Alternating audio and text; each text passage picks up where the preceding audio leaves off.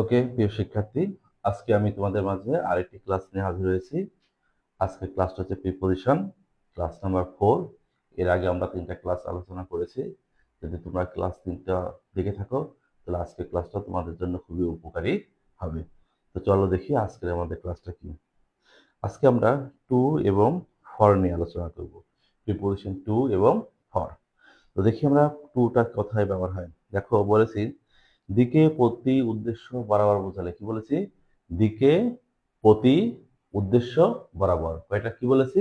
Two তখনই ব্যবহার করব যখন আমরা দিকে প্রতি উদ্দেশ্য বরাবর বোঝাবো, অর্থাৎ শূন্যস্থানের পরের ওয়ার্ডটার সাথে দিকে প্রতি উদ্দেশ্য বরাবর এই 4টি কথা বোঝাবে, তখন সেখানে আমরা টু ব্যবহার করব। তো চলো আমরা দেখি উদাহরণগুলো। যে এক্সাম্পল দেখো, হি গোজ ড্যাশ ঢাকা। কি লেখা আছে বলো তো? হি গোজ ড্যাশ ঢাকা। আমরা এটা সিম্পলি সবাই জানি যে গোজের পরে টু হয়, কিন্তু সবসময় গোজের পরে টু হয় না। এটা আমরা পরবর্তীতে প্রমাণ দেখাই দেবো, ঠিক আছে?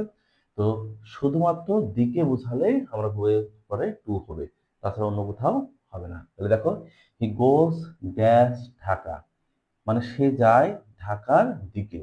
তার যাওয়াটা কোন দিকে? ঢাকার দিকে।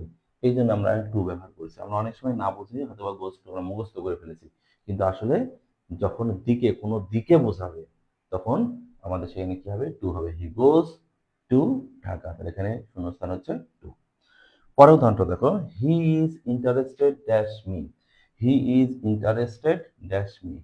সে ইন্টারেস্টেড মানে কি? আগ্রহী। মি, মি মানে এখানে আমার, আমার প্রতি। তাহলে সে আগ্রহ আমার প্রতি। মিয়ের সাথে ইন্টারেস্টেডের একটা সমন্বয় করা হয়েছে। ইন্টারেস্টেডের সাথে কার সাথে তৈরি করেছে? মিয়ের সাথে একটা সমন্বয়। সমন্বয়টা কি দ্বারা করেছে? প্রতি দ্বারা। সে আমার প্রতি আগ্রহী। তাহলে এখানে প্রতি বোঝাইছে, এই জন্য আমাদের টু ব্যবহার করা হয়েছে। বুঝতে পারছো? তাহলে দিকে প্রতীক আমাদের হয়েছে। এবার দেখো, I have come here to learn English. I have come here to learn English. I have come here to learn English. তাহলে এখানে টুটা দেখো কি দ্বারা বোঝাচ্ছে? উদ্দেশ্য বোঝাচ্ছে। দিকে প্রতি উদ্দেশ্য। তাহলে এখানে কি বসাচ্ছে? উদ্দেশ্যে। তাহলে এখানে আমি এসেছি টু লার্ন ইংলিশ শিখতে। তাহলে এখন দেখো এখানে সমন্বয় করছে এই যে টু লার্ন, শিখতে ইংলিশ। তাহলে আমার এখানে উদ্দেশ্যটা কি? উদ্দেশ্যটা হচ্ছে আমাদের ইংলিশ শেখা। তাহলে আমরা বলছি দিকে প্রতি উদ্দেশ্য বোঝালে কি হয়? টু হয়। তাহলে এখানে আমরা উদ্দেশ্য প্রকাশ করেছি। তারপর আবার দেখো, write an application to the principal. Write an application to the principal মানে কি? একটা অ্যাপ্লিকেশন লেখো টু দ্য প্রিন্সিপাল, মানে প্রিন্সিপাল বরাবর। প্রিন্সিপাল বরাবর। তাহলে এখানে বরাবর আছে। তাহলে আমরা প্রথমে কি বলেছিলাম দেখে নাও, দিকে প্রতি উদ্দেশ্য বরাবর বোঝালে টু হয়। অর্থাৎ আমরা সেন্সটা পড়ে আমরা যদি এই 4টা কথার একটা কথা বুঝতে পারি, তাহলে সেখানে চোখ বন্ধ করে আমরা কি দেবো? টু দিব। 4টা কথা কি? দিকে প্রতি উদ্দেশ্য বরাবর। এরকম বোঝালে সেখানে আমরা টু ব্যবহার করব। ওকে, এইটুকু যদি জানো তাহলে আমরা টু এর ব্যবহারটা সঠিকভাবে করতে পারবো। এর পরেরটা দেখো, ফর। পরে কি বলছি? ফর। ফর মানে তো আমরা জন্য জানি। তো শূন্যস্থানের পরের ওয়ার্ডের সাথে কোনো জন্য প্রকাশ করবে, তবে এখানে উদ্দেশ্য প্রকাশ করে। তাহলে ওই টু, টু এর উদ্দেশ্য আর ফরের উদ্দেশ্যের মধ্যে একটু পার্থক্য আছে, যেটা আমরা ক্লাস করলে বুঝে নেব। তো দেখো, জন্য বা উদ্দেশ্য প্রকাশ করার জন্য ফর ব্যবহার হয়। কি? জন্য অথবা উদ্দেশ্য প্রকাশ করার জন্য ফর ব্যবহার হয়। নোট একটা দিয়েছি দেখো, শূন্যস্থানের পরে যদি ভার্বের 1 নম্বর ফর্ম থাকে তাহলে সেই ক্ষেত্রে উদ্দেশ্য প্রকাশ করলে টু, আর শূন্যস্থান পর ভার্ব প্লাস আইএনজি হলে সেই উদ্দেশ্য প্রকাশ করার জন্য ফর হয়। কথাটা কি বলেছি?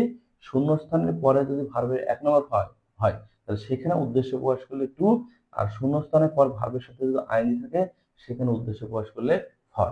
আমরা উদাহরণটা দিয়ে দেখবো। উদাহরণ খেয়াল করি তাহলে আমরা ক্লিয়ার হয়ে যাবো। I read news paper. কি বলা হয়েছে? I read news paper dash knowledge. তাহলে আমি নিউজ পেপার পড়ি জ্ঞানের জন্য। তাহলে আমি নিউজ পেপার পড়ি জ্ঞানের? না। আমি নিউজ পেপার পড়ি জ্ঞান? না। তাহলে এখানে জ্ঞানের, জ্ঞানও না বা জ্ঞানেও না। আমি নিউজ পেপার পড়ি জ্ঞানেও না, আবার হচ্ছে জ্ঞানেরও না। তাহলে কিসের জন্য? জন্য প্রকাশ করবে। I read news paper dash knowledge. আমি নিউজ পেপার পড়ি জ্ঞানের জন্য। তাহলে এখানে জন্য প্রকাশ করেছে, এই জন্য আমাদের ফর ব্যবহার হয়েছে। পরেরটা দেখো, I thank him dash helping me. আমি তাকে ধন্যবাদ জানালাম ড্যাশ হেল্পিং মি। তাহলে এখানে কি দেখো, আমি ধন্যবাদ দেওয়ার কারণটা কি হচ্ছে সাহায্যের জন্য, তাহলে এখানেও জন্য প্রকাশ করেছে, তাহলে জন্য প্রকাশ করলে কি হয় আমাদের ফর হয়। আবার দেখো I have come here dash help you, আমি এখানে এসেছি তোমাকে সাহায্য করার জন্য। এখানে যদি করার জন্য বোঝাতে পারে স্যার, এখানেও জন্য এখানেও জন্য, পার্থক্যটা কি? পার্থক্যটা হচ্ছে দেখো, এখানে পার্থক্যটা হচ্ছে এখানে আমাদের উচিত শূন্যস্থান পর ভার্বের প্রেজেন্ট ফর্ম আছে, এই জন্য টু হয়েছে। আর এখানে শূন্যস্থান পর ভার্বের সাথে আইন যোগ হয়েছে, এই জন্য ফর হয়েছে। অর্থাৎ জন্য প্রকাশ যদি বোঝায়, সেটা যদি শূন্যস্থানের পরে ভার্বের প্রেজেন্ট ফর্ম থাকে তাহলে সেখানে টু, আর শূন্যস্থানের পর ভার্বের সাথে যদি আইনজি থাকে তাহলে সেখানে হচ্ছে ফর। তাহলে আমরা দেখ টু এর ব্যবহার আগে শিখেছি, এখানে হচ্ছে আমাদের ফর হচ্ছে জন্য প্রকাশ করলে সেখানে আমাদের ফর ব্যবহার হয়। তো দেখো উদাহরণটা আবার খেয়াল করি, তাহলে I read news paper dash knowledge, I read news paper for knowledge, কেন? আমি নিউজ পেপার পড়ি জ্ঞানের জন্য। পরটা দেখো আই থ্যাংক ইউ, আমি তাকে ধন্যবাদ জানালাম ড্যাশ হেল্পিং মি, কেন ধন্যবাদ জানালাম? আমাকে সাহায্যের জন্য, জন্য প্রকাশ করেছে। তো ওকে প্রিয় শিক্ষার্থী, এই ক্লাসের মাধ্যমে আমি ফর এবং টু এর ব্যবহারটা শিখলাম। তাহলে আমি আবারও রিপিট করি, দেখো দিকে প্রতি উদ্দেশ্য বরাবর বোঝালে সেখানে টু, আর জন্য অর্থাৎ জন্য প্রকাশ করলে বা উদ্দেশ্য প্রকাশ করলে সেই উদ্দেশ্যটা জন্য দ্বারাই হবে, সেখানে হবে ফর।